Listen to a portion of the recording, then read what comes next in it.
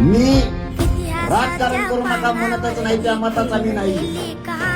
तुम्हाला ज्या पक्षात काम करायचं त्याच्यात करा, पण अगोदर पहिल्या नंबरला मराठ्यांना यापुढे जात ठेवावं लागणारे, नंबर 2 ला पक्ष.